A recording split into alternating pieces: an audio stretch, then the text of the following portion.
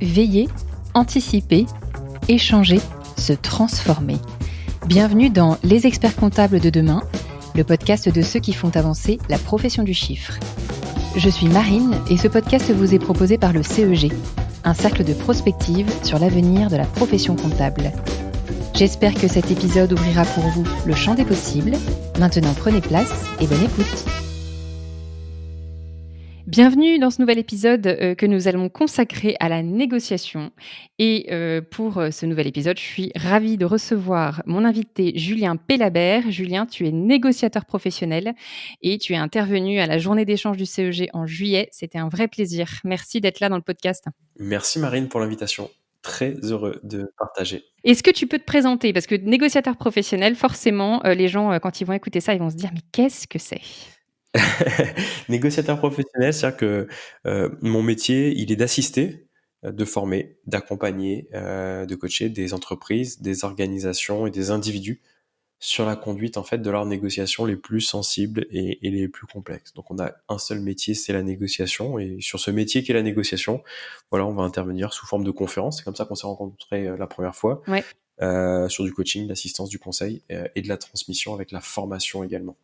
D'accord, OK. Et donc tu assistes les gens, c'est intéressant aussi cette notion de, t'es une aide extérieure pour aider à la négociation, parce qu'il faut un avis extérieur, tu penses, pour, une négociation bien réussie? Et ce qu'il faut, enfin ça aide, effectivement sur des négociations à fort enjeu, on va avoir des entreprises ou des individus qui vont faire appel à nous parce qu'en fait on leur permet de faire un pas de côté, on leur permet de prendre de la hauteur, on leur permet d'aller chercher ce qui se fait de mieux en termes de mécanique de décision.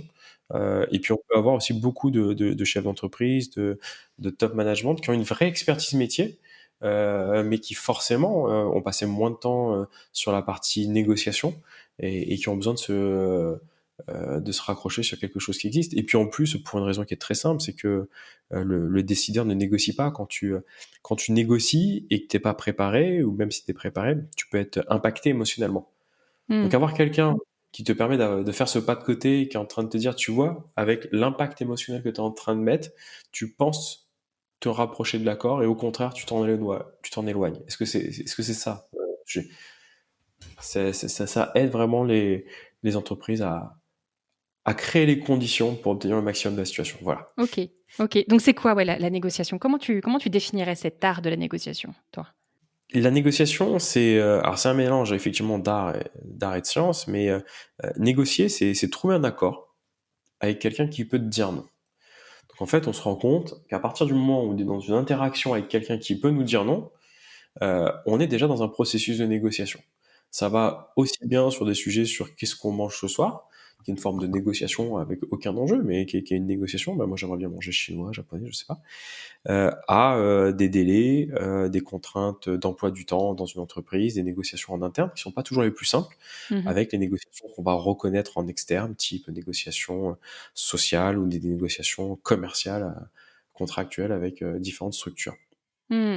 Donc c'est peut-être en partant du principe que l'autre peut nous dire non, qu'on se positionne dans une négociation. Si finalement on est s on l'autre n'a pas le choix, on n'est plus dans de la négociation, on est dans un rapport de force, on est dans de l'autorité, c'est autre chose, quoi.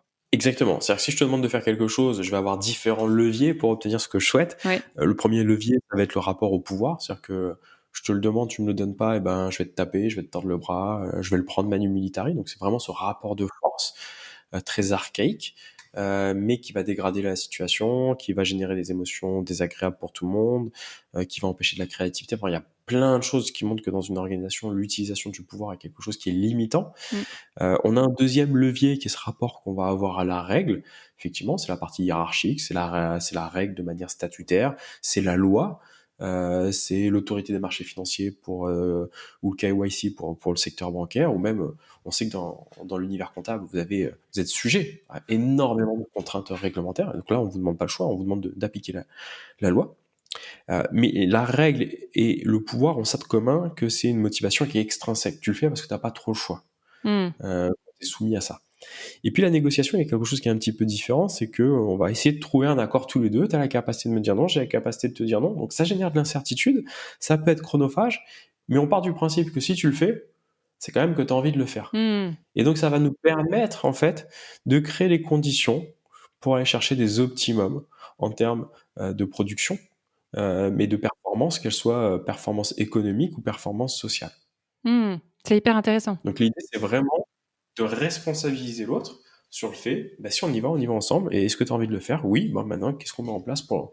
Ouais, c'est hyper intéressant parce que du coup, on se dit que le point de sortie, il sera encore plus qualitatif parce qu'il y aura, une satisfaction peut-être à la clé. Alors je me projette, toujours dans la sphère comptable. Imaginons un cabinet qui est en négociation avec un salarié ou avec un client. Si finalement l'accord est trouvé, et bien l'issue de ça, c'est, de la satisfaction parce qu'on a envie de poursuivre. On poursuit la relation quoi, sur des bons termes quand on arrive à un point d'accord. Exactement, ça nous permet en fait de travailler cette relation à l'autre, Mmh. et donc d'aller chercher en fait un optimum de performance généralement dans la durée. Parce que s'il le fait, c'est que ça fait sens pour lui. Après, OK. on peut encore avoir des négociations qui peuvent être très conflictuelles, où on a cette volonté de gagner, on a cette volonté de convaincre l'autre. Ça nous permet d'avoir un accord qui peut être lié à une asymétrie d'information, mais on parlera généralement d'accords one shot ou d'accords sur de la courte durée, Mmh. et qui peuvent générer aussi une forme de frustration au même titre que la règle ou le pouvoir. OK, OK. Est-ce qu'on a en France, on peut dire qu'on a un problème notamment pour négocier les salaires. Est-ce que toi, tu es d'accord avec ça? La négociation est un peu mal vue. On a l'impression d'aller, quémander. Il y a comme s'il y avait une présomption, tu vois, de vouloir, tirer la couverture à soi. C'est pas quelque chose avec lequel on est très à l'aise. Est-ce que tu valides cette impression que j'ai?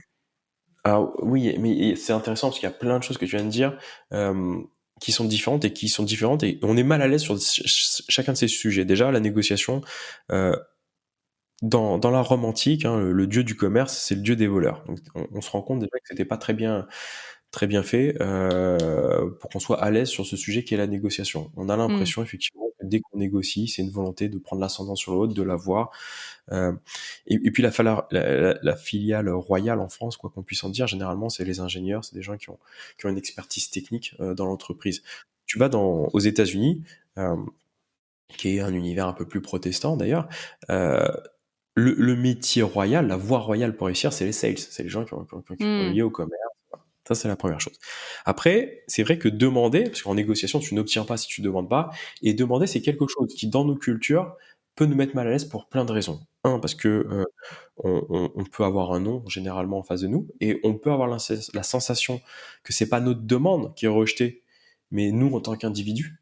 Et ça, bah, il y a 2000 ans, 5000 ans, bah, c'était se retrouver exclu du groupe et donc mourir. Et donc archaïquement, ça peut faire peur.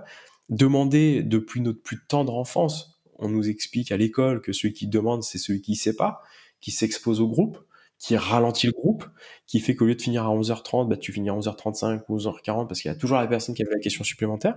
Donc tu vois, c'est pas toujours agréable. Et puis parce que dans certaines familles aussi, pour t'acheter la paix sociale, quand ton enfant demande, tu vas avoir des parents qui, dans cette volonté, en fait, vraiment de quiétude pour eux, très égoïstement, vont dire, moi je l'ai déjà entendu, tu l'auras pas parce que tu as demandé. Si tu l'avais pas demandé, tu l'aurais eu. Tu vois, Mmh. comme si le fait de Mmh. demander donnait moins de valeur à notre propos. Or, bah, dès qu'on passe dans la vie d'adulte, si tu demandes pas, tu risques pas d'obtenir. Ou tu vas sur de la demande tacite, de type ah ben j'ai bien travaillé, hein, j'ai froid. Mmh. Ça manque pas de sel? Et j'ai froid, c'est quoi? Ben, mets un pull. Ah, tu veux que j'augmente le chauffage? Parce que on comprend pas forcément. Ouais, il faut Est-ce que exprimer clairement. Eh oui, est-ce que c'est un reproche? Enfin, tu vois, ça peut être une négociation, entre guillemets, un conflit dans un bureau avec une personne qui a trop chaud, une personne qui a trop froid. Mais c'est quoi le sujet derrière? Mmh. Et ça génère de l'incompréhension. Et la personne qui a dit j'ai froid, lui, il est persuadé que c'était en mode est-ce qu'on peut fermer la fenêtre ou est-ce qu'on peut mettre le chauffage? Et tu peux avoir la personne qui reçoit le message en mode mais pourquoi tu te plains alors que tu as un pull à côté de toi? Mmh. OK. Tu vois, de verbaliser. C'est quoi l'intention derrière? Ouais, c'est clair. Et donc, c'est quoi pour toi une négociation réussie à l'issue tu vois, de cet échange, de ces différents allers-retours? Comment est-ce qu'on se dit: «Là, on a bien négocié et finalement, la situation est meilleure après qu'avant» entre guillemets? Ah, elle peut ne pas être meilleure après qu'avant, hein, parce que tu peux négocier déjà pour ne pas perdre. Tu vois, Mmh. juste pour éviter d'être dans une situation qui soit désagréable. Mais en fait, pour moi, dans notre travail, c'est lié à une intention.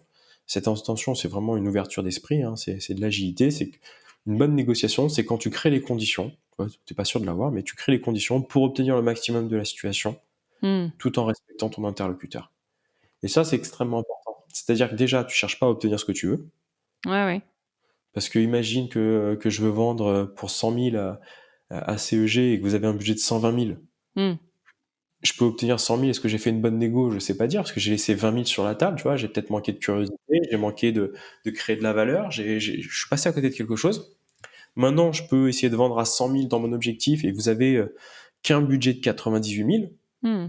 Je pourrais faire une superbe négociation sans atteindre, en fait, mon objectif. Hmm. Donc déjà, c'est sortir de cette notion d'objectif qui soit va t'empêcher de créer de la valeur, soit va faire en sorte que tu vas devenir obtus et qui potentiellement va te faire casser la négociation. Hmm. La réalité, c'est que je sais pas ce que je sais pas.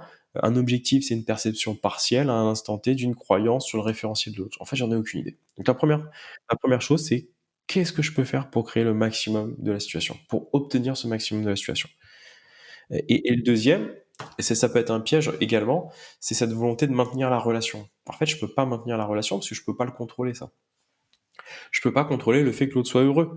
Je peux pas contrôler le fait que l'autre m'aime dans la négociation. Je peux tout lui donner si au final tu as envie de me dire, Marine, bah écoute, ouais, Julien, mais c'est pas cool, parce que je m'attendais quand même à plus. Hmm. Je vais encore faire des concessions. Je vais encore te dire oui et faire des compromis. Mais à chaque fois que je te dis oui, je me dis non à moi. Donc tu vois, ça fait pas sens. C'est-à-dire que je suis en train de me sacrifier sur l'autel de l'accord juste pour te faire plaisir. Hmm. Mon but n'est pas d'être aimé en négociation, mon but, c'est d'être respecté. Et tu vois, c'est pas exactement la même chose. Le fait de te respecter, c'est quelque chose que je peux contrôler. D'accord. Ça fait partie de la négociation. Ça m'a vachement marqué aussi quand on t'a écouté parler le 4 juillet. C'était que dans toute négociation, il fallait pas atteindre à l'orgueil de l'autre. Pourquoi? Ouais, c'est ça. En fait, bah, il faut pas toucher l'orgueil de l'autre, mais c'est déjà cette intention. Qu'est-ce qui fait qu'une négociation est bonne? C'est quand je crée les conditions pour obtenir le maximum de la situation tout en respectant l'autre. Hmm. Et tu vois, c'est une prière, c'est une intention, c'est une volonté d'élévation. Dès que je rentre dans cette négo, je cherche à obtenir le maximum de la situation tout en respectant l'autre. Et effectivement, quand je touche l'orgueil de l'autre, en fait, l'orgueil n'a pas d'oreille. C'est-à-dire que les gens vont dire un bon ego n'a pas d'ego ou pas d'ego en ego. Non, c'est pas l'ego, parce que l'ego, c'est ce qui nous définit en tant qu'individu. Hmm. Ce Ok. dont il faut se méfier, c'est le côté obscur de l'ego, c'est l'orgueil. Parce que quand on touche l'orgueil, il n'a pas d'oreille. Et donc, si tu n'es plus capable d'écouter, qu'est-ce que tu fais? Tu parles, tu parles, tu parles, tu parles. Et donc là, on vient rentrer dans une joute verbale, dans une volonté d'argumenter, contre-argumenter, et qui nous oriente à une victoire à la Pyrrhus in fine. Mmh. OK. Donc moi, ce que je retiens, c'est pas il faut pas avoir un seul objectif, mais c'est, accepter qu'il y ait plusieurs issues potentielles en termes de gains pour moi, et puis, ne pas chercher à maintenir la relation d'amitié à tout prix, mais se dire: «Je respecte à minima l'autre et peut-être que je peux perdre aussi cette relation à l'autre», quoi. C'est un peu ça ce Oui, que j'entends, dans oui, votre mais ça parle de lui. ouais. C'est-à-dire que moi, je te respecte, et c'est quoi la plus belle manière de respecter l'autre? C'est de Mmh. te laisser la capacité de me dire non. Tu vois, le Ouais. système, en fait, est cohérent. Mmh. Quelle que soit ta pensée, je ne vais pas l'influencer. Je Mmh. respecte cette capacité que tu as à me dire non. Mmh. Voilà, c'est ça le respect. Et donc en fait, euh, il est là le sujet de la négociation, c'est comment je crée les conditions en fait d'une certaine manière pour tout ça. Tu vois, pas dans une volonté de convaincre, pas dans une volonté d'annihiler ta pensée en t'expliquant à quel point tu as tort et à quel point j'ai raison. Ouais. Je comprends. Il y avait aussi un point qui était hyper intéressant, c'était finalement le détachement qu'il fallait avoir vis-à-vis de enfin vis-à-vis du résultat final de la négociation. Tu avais dit que le besoin tuait la négociation et seuls les hommes libres pouvaient négocier. Je trouve ça complètement fou. Oui, ouais, mais en fait, tu vois, on en revient sur est-ce que je peux maintenir la relation? Non. Moi, je dois me concentrer sur ce que je peux contrôler. Ce que je peux contrôler, c'est de respecter. Est-ce que je peux contrôler le fait d'avoir un accord? Non. Mmh. Et donc, en fait, plus je vais vouloir contrôler ce qui ne dépend pas de moi, ce qui n'est pas contrôlable, plus je vais mettre un focus de mon énergie sur quelque chose qui ne sert à rien. Mmh. Et plus OK. je vais vouloir cet accord, plus il sera important pour moi d'avoir un accord, moins je serai bon négociateur. Plus j'aurai Mmh. besoin d'avoir un accord, moins je serai bon négociateur. C'est très paradoxal, mais le besoin tue en négociation. Il faut avoir, par contre, le désir et la motivation de réussir, mais pas le besoin. Mmh. C'est là où tu fais un focus d'énergie. Je dois pas me concentrer sur les conséquences de ma négociation, qui sont le succès ou l'échec, parce que ça va générer peur-espoir, c'est-à-dire des émotions qui me projettent dans le futur et qui me privent de compétences à l'instant T, mais Mmh. je dois me concentrer dans le processus de négociation. Mmh. Je comprends. savoir me préparer, savoir écouter, savoir comprendre les émotions qui sont en jeu, savoir proposer des pistes alternatives. Ça m'appartient. Ouais. Après, accord ou pas accord, ça dépend pas de moi.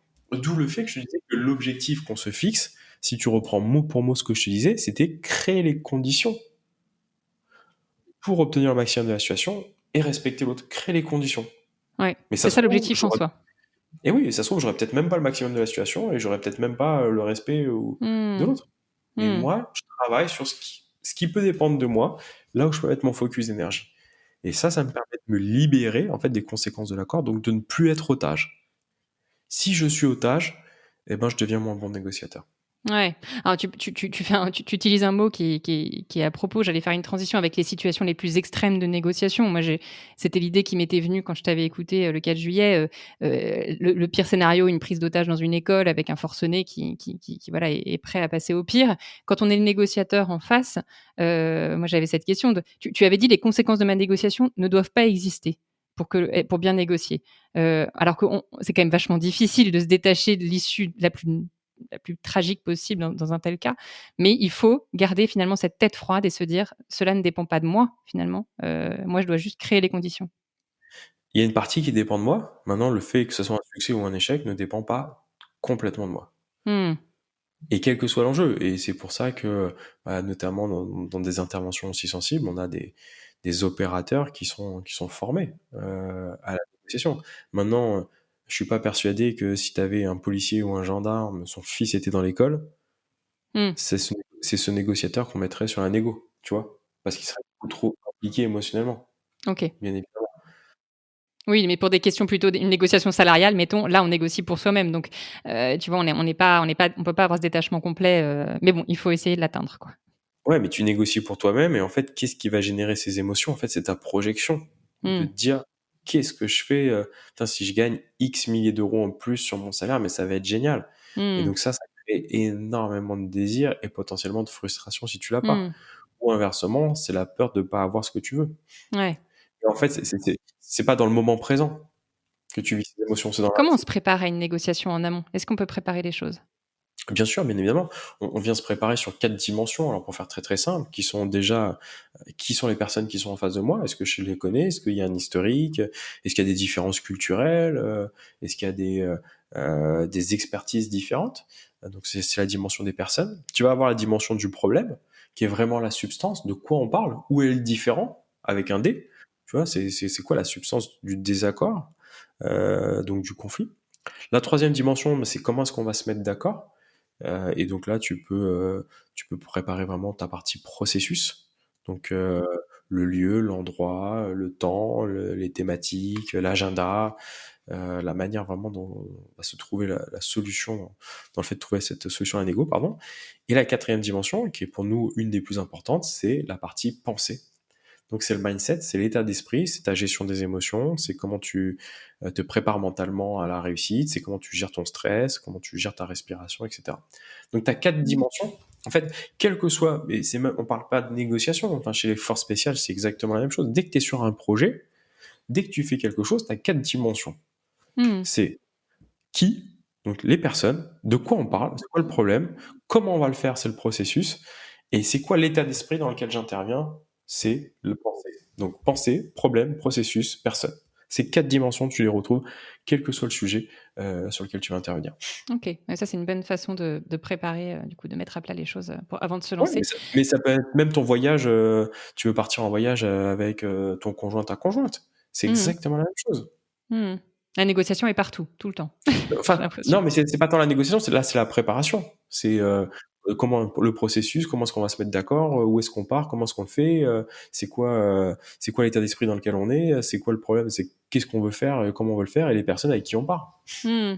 C'est hyper intéressant et surtout que ça pour revenir à la profession, comptable, c'est une profession qui est en train d'évoluer en termes de positionnement, et qui va de plus en plus vers, des missions qui sont pas forcément, à l'origine dans son scope, dans son périmètre initial. Je pense par exemple aux missions liées à la durabilité. Ça va être des professionnels qui maintenant vont pouvoir aller vers ce sujet d'accompagner les chefs d'entreprise, sur du reporting extra-financier pour les aider à piloter déjà, certaines choses sur, la RSE des clients clients. Et donc, c'est des choses qui sont intéressantes parce que la négociation, là, entre en jeu. On n'est plus sur du je suis obligé d'avoir un expert comptable pour faire mon bilan classique. C'est qu'en fait, l'expert comptable va pouvoir venir proposer, négocier cette nouvelle intervention, ce nouveau cadre d'intervention. Et donc, ça peut être intéressant d'utiliser cette grille de lecture que tu nous donnes là pour mettre à plat voilà, qui est le client en face, quel est le sujet, comment je peux le convaincre d'y aller. Je pense qu'il y a à réutiliser même des choses d'un point de vue commercial dedans.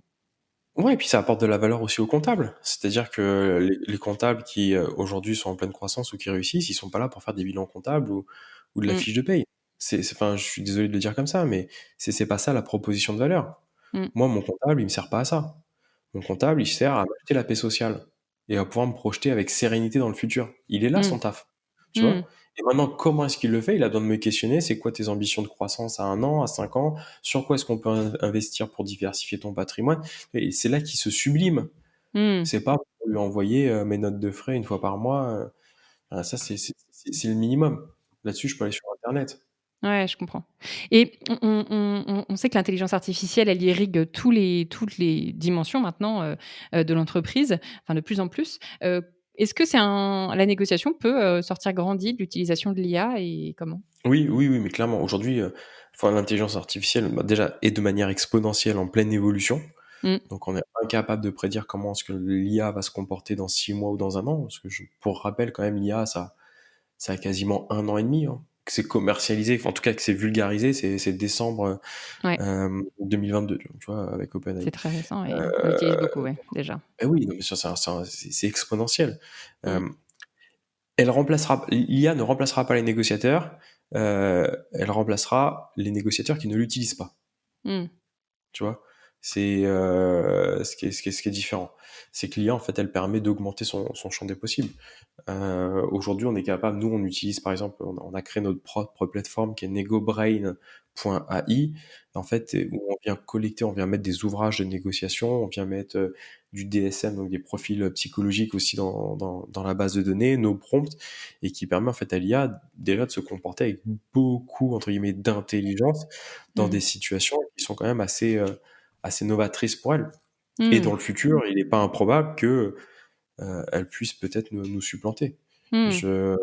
de l'histoire de la civilisation, c'est le seul sujet sur lequel c'est pas forcément évident, c'est que il n'y a jamais une culture dans l'histoire de la civilisation qui n'est pas régnée en étant un numéro 2. Tu vois, c'est toujours la culture la plus intelligente qui a toujours régné. Là, aujourd'hui, je pense que l'IA est en passe clairement de devenir plus intelligente que l'espèce humaine. Donc, quid, en fait, du futur? Qu'est-ce qui va rester pour l'être humain? Mmh. Un vaste sujet. Il y aura besoin de l'encadrer, très probablement. Ouais, c'est clair, c'est clair. Mais du coup, on peut l'utiliser en préparation de négociation, peut-être aller, rentrer c'est peut-être ces 4, angles de préparation qu'on a vus ensemble? Tu vas sur negobrain.ai, c'est gratuit en plus, pendant je crois 10 jours, mais après c'est dérisoire. Tu expliques ta situation Mmh. et en fait, ça te donne plein de pistes sur ces D'accord. dimensions, comment tu peux faire mieux, des exemples et c'est incroyable parce qu'en fait, tu nourris, plus tu échanges avec l'IA et plus elle va te donner, de la précision. En fait, on a remarqué que l'IA, elle permet 2 choses aujourd'hui. Elle permet de gagner du temps dans la préparation et donc de gagner en sérénité et confiance dans ton processus de négociation et deuxième chose, elle te permet de gagner en créativité. C'est-à-dire que sur un gain de temps, elle va te proposer un champ des possibles où des fois, ça t'aurait demandé peut-être 1 semaine, 2 semaines avec des collaborateurs pour sortir de cette impasse. Donc non, c'est Mmh. une vraie aide à la négociation en amont pour la préparation. Aujourd'hui, ça ne négocie pas à ta place. OK. OK. C'est hyper intéressant, ce nouveau regard, qui permet d'aborder plus sereinement une négociation et d'ouvrir le champ des possibles, ouais, pour tirer le meilleur de la situation, encore une fois, toutes les conditions favorables pour tirer le meilleur de la situation. Merci Julien pour notre, échange hyper intéressant sur, cette utilisation concrète de la négociation, cette approche concrète de la négociation et puis, bah, j'invite tous les auditeurs qui t'ont écouté à poursuivre, comment ils peuvent te retrouver? Comment ils peuvent, te contacter? Ils peuvent nous retrouver sur LinkedIn, sur lequel on publie beaucoup de sujets complètement gratuitement, donc Julien Pellabert, ou sur institut-nera.com, institut-nera.com, où vraiment il y a tout notre travail qui est recensé en conseil en assistante en formation, si le sujet de la négociation peut faire sens. La seule question qu'ils doivent se poser avant de nous contacter, c'est est-ce qu'ils peuvent prendre le risque aujourd'hui de mal négocier et est-ce qu'il y a cette volonté aussi d'éviter les compromis inutiles? S'ils ont la réponse, on sera là avec très, très grand plaisir. Ok, ça marche, c'est noté. Merci beaucoup, Julien. Merci pour l'invitation, Marie. C'était génial. Merci à toi. Je t'en prie. À très vite. Salut. Merci pour votre écoute. Si cet épisode vous a plu, n'hésitez pas à le partager autour de vous. Pensez à vous abonner sur les plateformes d'écoute pour découvrir de nouveaux contenus exclusifs. Et pour en savoir plus sur le CEG, rendez-vous sur expertengestion.fr. Le lien est dans la description. À bientôt!